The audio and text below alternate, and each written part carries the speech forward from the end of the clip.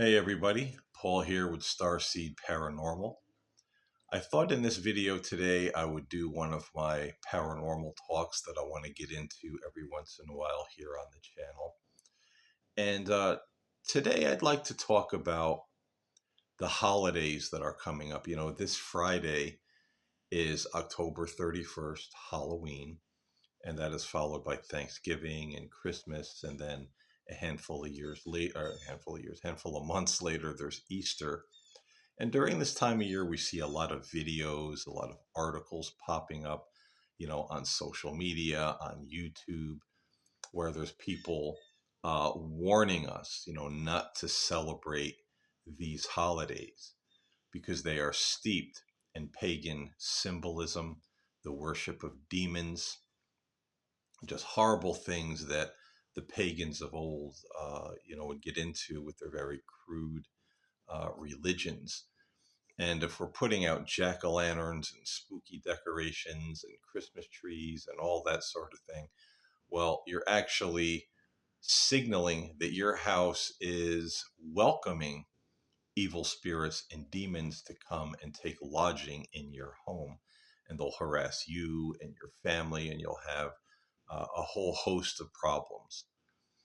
There's the argument this year that's pretty popular, where they say if your entire neighborhood or most of your neighborhood celebrates Halloween and they put out all their yard decorations and jack-o'-lanterns and pumpkins, well, your whole neighborhood, including you, if you put these things out, are participating in a satanic or demonic ritual for the whole month of October.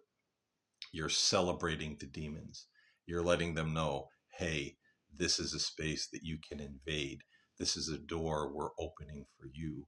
So you're letting them in. You're inviting a lot of trouble into your life, not to mention that you're being disobedient and displeasing to God by celebrating these pagan holidays. So, what I want to get into in this conversation is there any truth to this? Is there any danger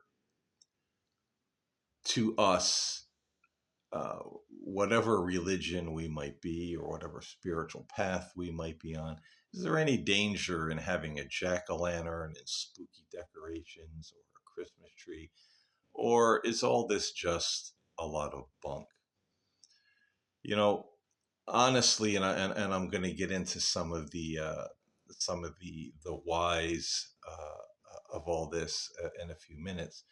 But if this line of thinking is true, that the religionists perpetuate every year for years now, then we have a serious problem. They have a serious problem, and they don't even know it. This would mean that if October 31st is the devil's night, if December 25th, if Easter, if all these holidays are steeped in paganism and demons are just ready, excuse me, to pounce if we celebrate, then we have a serious problem because we are not safe any day of the year. And I'll explain why later in the video. For now, I just want to recap because this is something I've talked about in the past. The holidays, are they satanic and dark and pagan and all of that? But I want to do a little bit more of a deep dive into that, into this subject this year, coming from the paranormal kind of aspect or viewpoint rather. So if I can start from the beginning, and I've covered this in a couple of my earlier videos years ago when I first started podcasting. Um, there was a time when religious people celebrated the holidays. It was no big deal. And those who didn't were looked at as being peculiar, and those who didn't were usually the Christian fringe groups like Jehovah's Witnesses and those groups that most mainstream Christianity looked at as being like a cult, that they weren't real Christianity.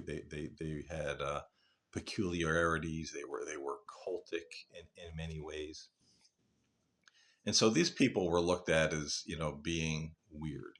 Man, those people are just weird, with the holidays and birthdays, what are they doing?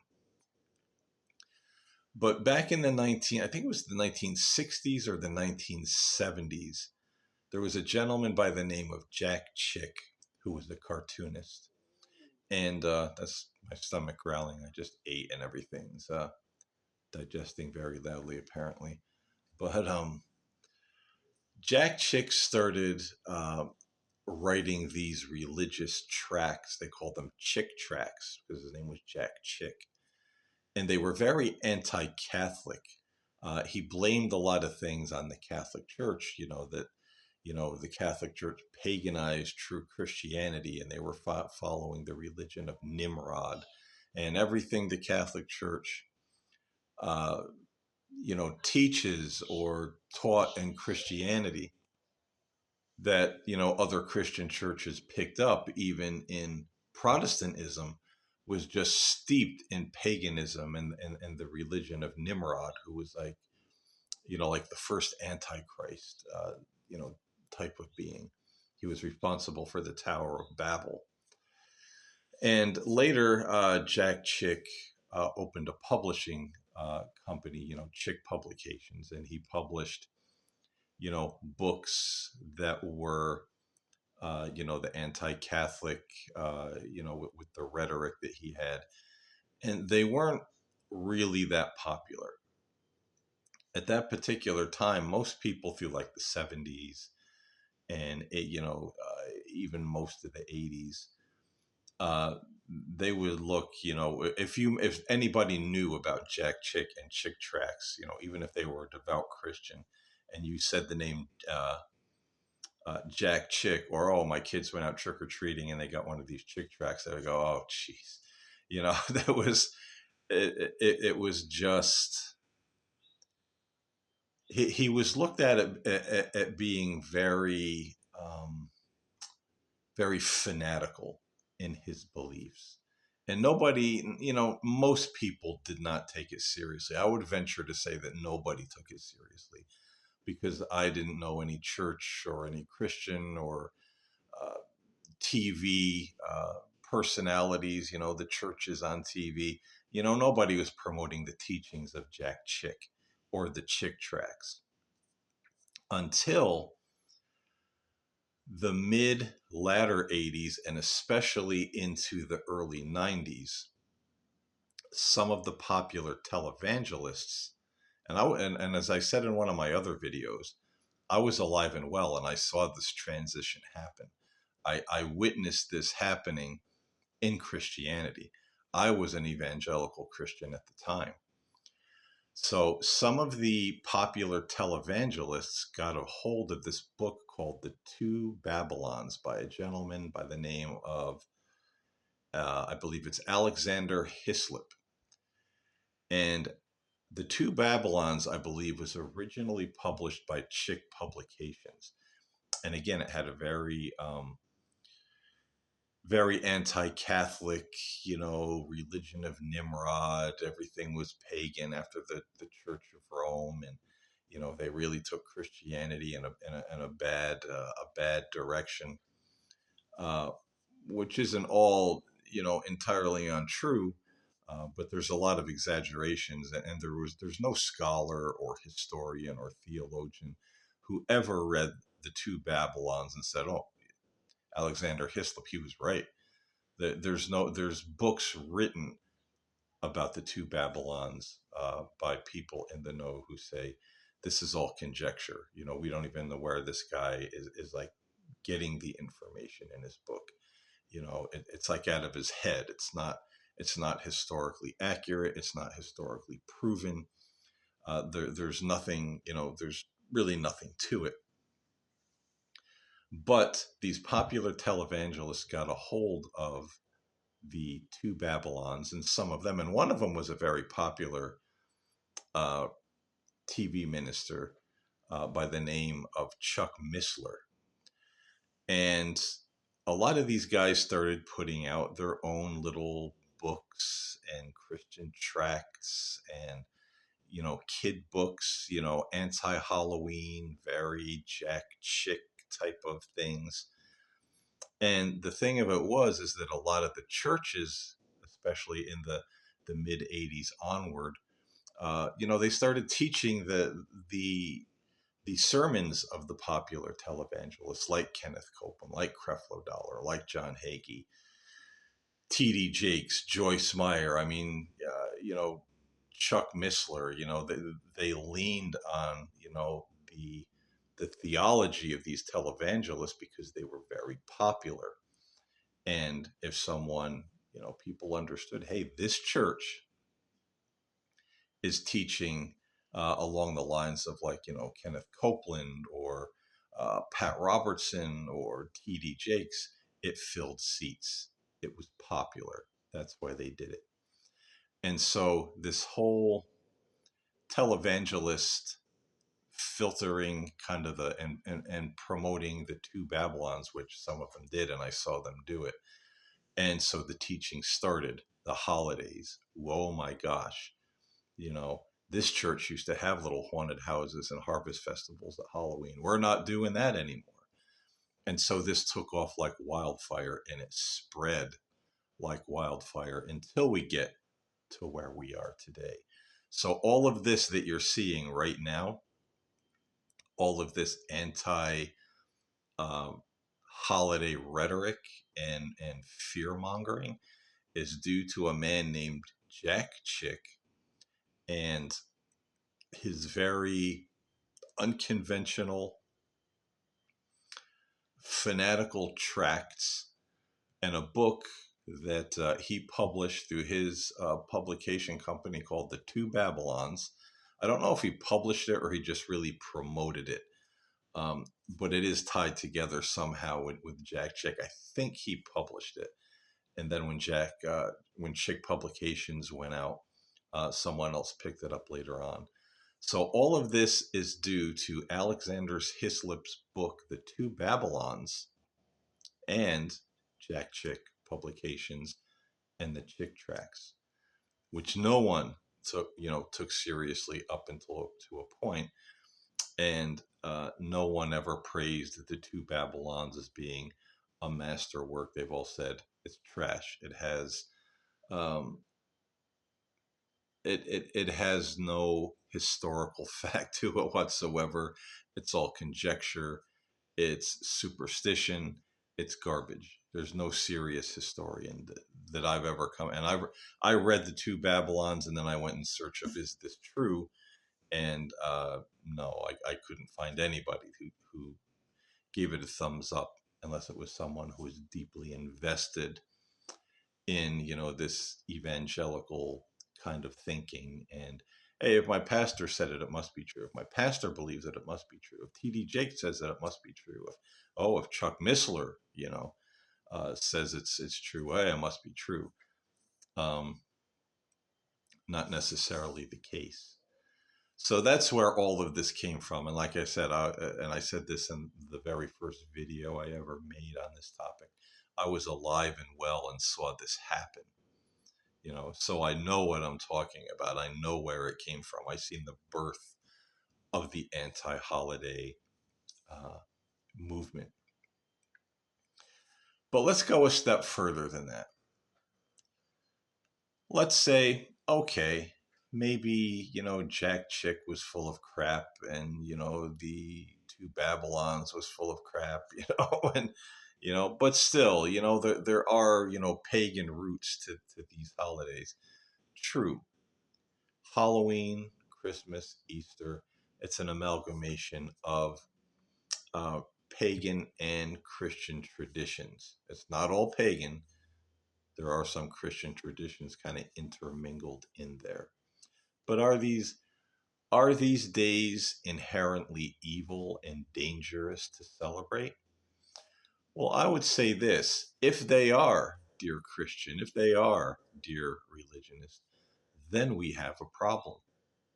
Because did you know, if October 31st is evil in and of itself, because it has all these pagan roots, well, then again, did you know that the days of the week are named after pagan gods. Monday is named after the Anglo-Saxon god, or goddess rather, Mona. Monday, Mona's Day, or the Moon's Day. Tuesday is named after the Norse god Tiw, Tiw. So basically, it's Tuesday. Wednesday, I believe Wednesday is tied to Mercury. Thursday is the Norse god Thor, so it's Thor's Day, Thursday. Friday is named after the Norse god Fry, Fri, or Fry, so Fry's Day. Saturday named after Saturn, Sunday after the sun. So, dear religionists, if October 31st is demonic and you're drawing demons to yourself by celebrating, aren't we doing the same? Because you said it. You people have said it. That even if you don't know it, if you put up that Christmas tree or put out that jack-o'-lantern, even if you don't know it, it's still a demonic symbol and the demons will come. You say that. So then wouldn't it be the same when somebody asked you, hey, what day is it? It's Monday, the Moon's Day, Mona's Day. This day belongs to the moon goddess. Hey, Jack, what day is it? It's Tuesday. The Norse god too. This is Tuesday. The day belongs to him. So every time you say the name of a day of the week, Monday through Sunday, you're invoking pagan gods and goddesses or demons. You're taking glory away from God because you're saying it's the moon's day or Tuesday or Thor's day or Saturn's day or the sun's day. This day belongs to this pagan god, which is a demon. So we've got a real problem there. Even the months of the year, 12 months of the year, January through December. The months of the year are named after Roman emperors who thought they were divine, incidentally, and some of them were named after pagan gods and goddesses. So what month is it? It's January, named after the god Janus. His month. So what are we to do with that? We are surrounded, just even numbers. Some numbers have very pagan and occult attachments to them, and they mean they have very specific meanings to the numbers in our numeric system. So even writing down numbers, the number 3, the number 4, the number 8. We are surrounded by things that have pagan connections to the old world before the Abrahamic faiths. So what are we supposed to do? If we are supposed to avoid the holidays like the plague and, oh my God, the demons are coming, then wouldn't it be the same for the Moon's Day, for Tuesday, for Thor's Day, for Fry's Day, and all those months of the year and our numbers? What about the moon and the sun itself? Long before the Abrahamic faiths came along, people worshiped the moon and the sun as gods and goddesses. So wouldn't the moon and the sun then have demons attached to them, just like a jack-o'-lantern or a paper ghost hanging in your home? I mean, to my knowledge, no one's ever did an exorcism on the moon or the sun. So wouldn't these demons still be attracted to the moonlight or the sunlight?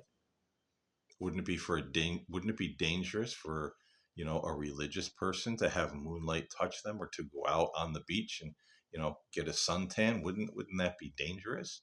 Couldn't demons infiltrate their minds and their bodies through the rays of the sun or the light of the moon? What about nature, trees, rivers, mountains. I mean, all these pagan religions left offerings and made sacrifices to the mountain spirits, the mountain gods, the spirits of the water, the spirits of the forest. Everything then would be a pagan symbol. And again, as far as I know, no one's done a mass exorcism on all the mountains and rivers and forests and trees in the world. So they must be infested with demons. If a pumpkin, if a pumpkin with a face carved into it can draw demons from miles around, if an evergreen tree with ornaments hanging on it can draw demonic spirits into the home, unbeknownst to us, we may be ignorant of that fact, but to them it's a beacon. Isn't all these other things? I used this example to a religious person once, and they said, "That's stupid." And I said, "Exactly." Because if we're going to say that a day of the year draws evil spirits into our lives, then all these other things must as well. The very lumber that our houses and homes are built out of might have been cut from a tree that was worshipped by some pagan group decades and decades ago. Could be damage attached, or there could be demons attached to the 2x4s. We don't know. So if we're going to get that superstitious over days of the week and holidays and pumpkins and evergreen trees and hard-boiled eggs and chocolate bunnies, then it has to be all in. It has to be everything. We don't get to pick and choose as a religious person which pagan aspects of things we're going to avoid and which ones we're not. We can't avoid Halloween and lock ourselves away and pray for the world and then go out the next day. This year Halloween is on a Friday, so we can't lock ourselves away and pray all night and then go out the next day and say, you know what I'm going to do on Saturday? What's today? It's Saturday. What did you do on Saturday? We can't avoid Halloween and then go out and say it's Saturn's day, the god Saturn. We can't take glory away from God by going out and saying that the very next day. I'm going to church on Sunday. Are you going to church on Sunday? On the sun's day? The S-U-N, the sun, the hot, you know, the star in the center of our solar system? Are you going to church on the sun's day? We can't pick and choose. It's one or all. The demons are not just somewhere, they're going to be everywhere in that case if we're following this stream of thought, this way of thinking. And then let's not think about the cross on top of our church or churches, or the crescent moon on top of our mosque. Some Christians say that the cross is pagan, it should never be used. You had the cross, the Ankh in ancient Egypt. You had all these crosses, and now we got this pagan symbol that represents Christianity. And they're right. Crosses were very popular in some pagan cultures. So we got to get busy tearing down all the crosses off the church steeples and out of the sanctuaries, and getting the crescent moons off of the mosques of the Muslims. Get those Star of Davids, as they call them, off of the Jewish flag and all those things, or all the Abrahamic faiths, because there were stars that were worshipped. All these things have a pagan past. It's all or nothing. We got to go all in on this.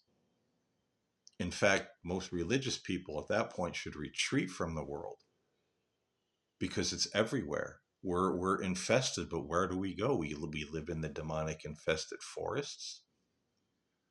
And what about using fire to cook our food and keep ourselves warm? The ancient pagans worshipped fire.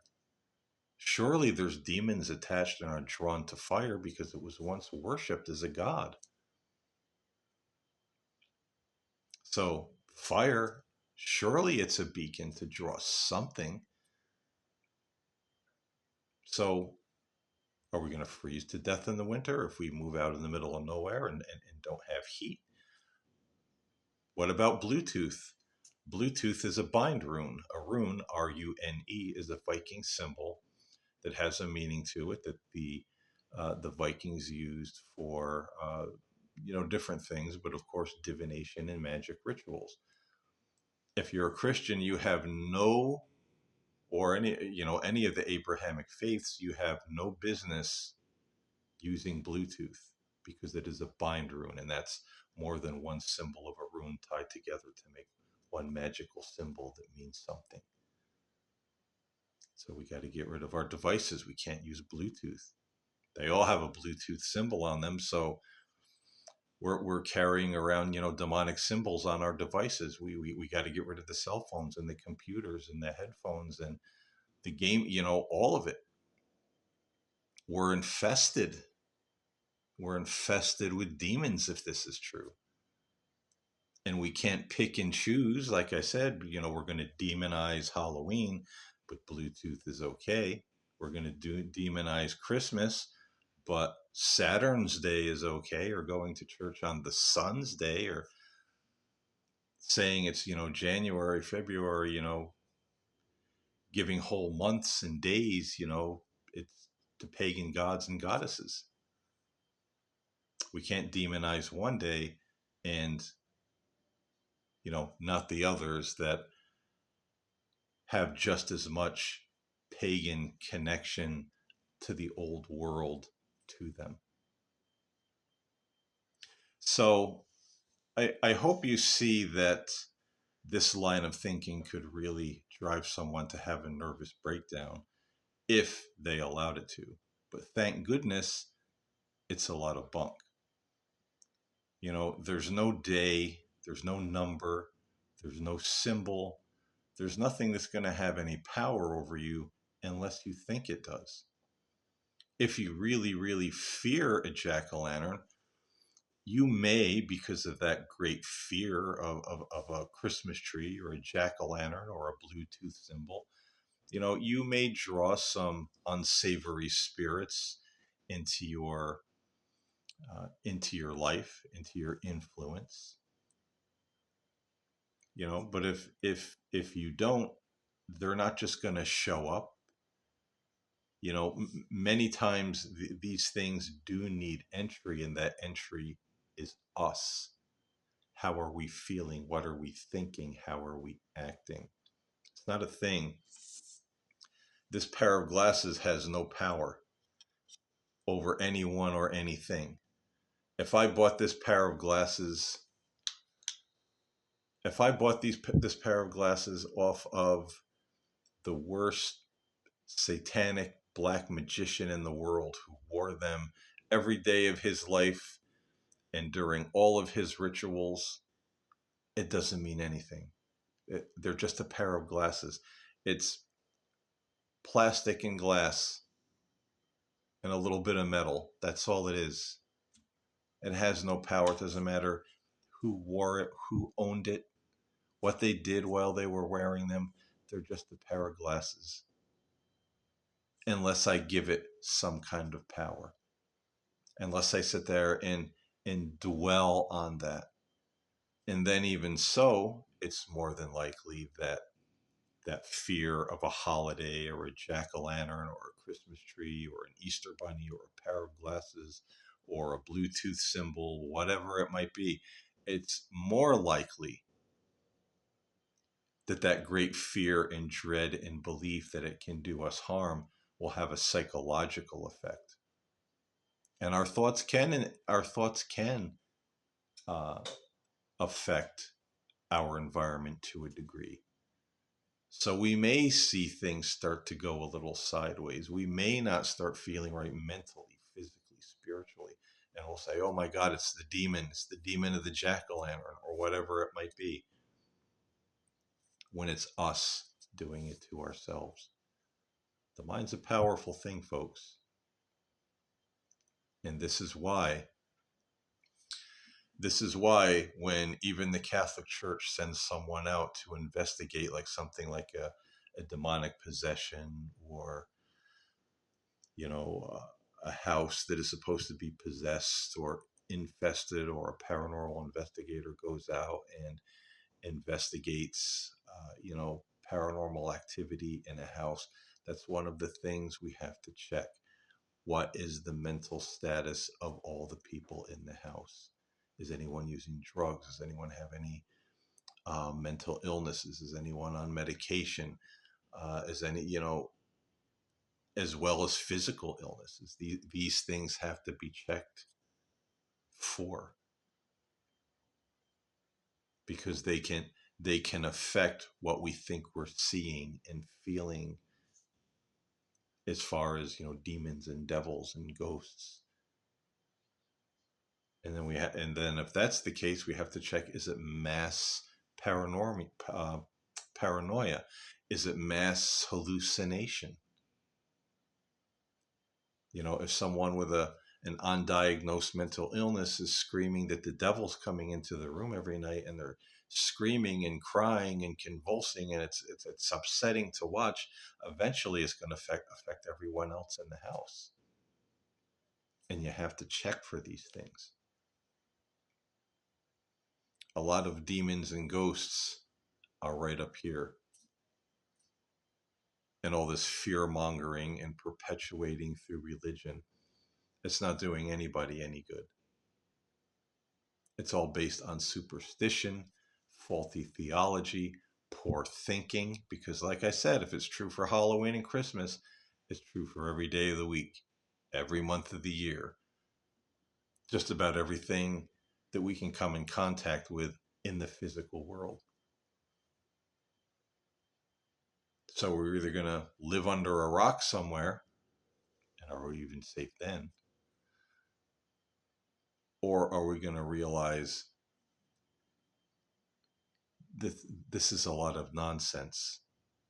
It's not logical. It's not spiritual reality. It's not paranormal reality. It's just paranoia. It's just fear. And I've been in those clans that teach that kind of fear. Like I said, I know where it came from with the chick tracks, and where it's gotten into now. All this. Yeah, in closing, I would ask if there's any religious people watching this: who has more power, your God or the forces of darkness? Because I see an awful lot of you always talking about the devil, always talking about the demons, always talking about the darkness, like they're everywhere. They infest everything around you. You better be careful watching movies. You better be careful reading books. You better be careful listening to secular music. I heard a Christian leader say once, years ago in the 1990s, when I was still an evangelical Christian, that don't listen to any kind of rock music, because the sound of an electric guitar will bring demons to your house from miles and miles around. And his reason for this is, he said, Satan, or Lucifer, was the archangel of music. And one of the tones he used to sing in heaven was that of an electric guitar, but it was very heavenly. Before he fell, then he distorted it to sound like this metal, this rock music. So it's an actual sound that comes out of Satan's throat, and it summons demons, the cohorts of hell. And he has no proof of that. There's nowhere theologically he could back that up, or even point to show that's the truth, but people will believe it. And it's the same thing with the holidays. There's nowhere you can point to this theologically, really, to prove that it's even anything substantial, uh, you know, religious wise. And if it is, then like I said, every day of the week, so many things, we got a real problem on our hands because, wow, it's true. The darkness is everywhere, and God just keeps working in mysterious little ways, and we don't fully understand Him. And many times His answers to our prayers are no. That's all we know about God. Sometimes He will, sometimes He won't. Hard as hell, pardon the pun, to reach God, but damn easy to step into a bear trap set by those demons, even by having a friggin' piece of fruit with a face carved in it sitting on your doorstep. You're, man, your ass is grass, if you do that. But God's way out there somewhere, hardly doing a thing for you, just waiting for you to put up a Christmas tree and, put out a jack-o'-lantern, or, dye a hard-boiled egg in food dye, and, man, you're done. Your family's done. It's just ludicrous when you really think about it. But anyway, I've had everybody's ear for far too long with all of this, and I hope you got a little something out of it, because uh, it is kind of ridiculous, and the fear mongering just never seems to end. It's like a friend of mine said lately. They said, it seems like religious people want to take every little thing in life uh, that might bring you joy or happiness, and just destroy it and turn it into something demonic. And you know what? She was right. And don't let them do that to you. You know, uh, Life is too short. You know, don't let people demonize everything around you and turn your life into one of fear and condemnation, and just thinking the devil's after you at every turn. Because believe me, I've been there when I was an evangelical Christian, and it's not fun. It took me a while to get my mind back after I broke away from all that, but it's not easy. It was hard. So I guess I'll leave it there, and hope all of you, if you do celebrate, have a good Halloween, a good Hallows Eve. Do something fun. Do something with your family. Don't feel guilty. Don't feel afraid. You're not drawing anything to your house or to your family. You'll be fine. So until next time, stay safe, stay in love, stay in the light, and I'll see you in the next upload.